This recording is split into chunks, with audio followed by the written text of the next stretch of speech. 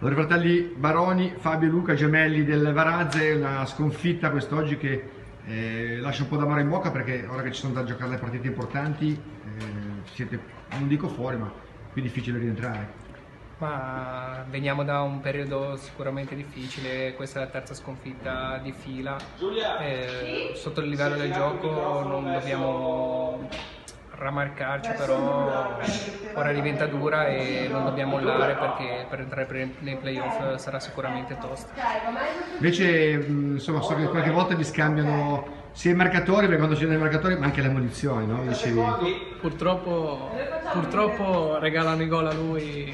le Quando munizioni. li faccio io, le ammonizioni decide l'arbitro, perché è un peccato per la squadra, tutto lì, perché l'entusiasmo che ci ha contraddistinto, il bel gioco che ci ha contraddistinto fino ad adesso, ora sta venendo un po' meno, è un periodo un po' negativo, dobbiamo tirarci sulle maniche e ricominciare da dove avevamo finito. Dove può arrivare questo Varazze? Speriamo ai playoff, abbiamo l'obiettivo di mantenere il terzo posto in classifica e ce la metteremo tutta. Comincia la trasmissione, ci tocca andare adesso. A dopo.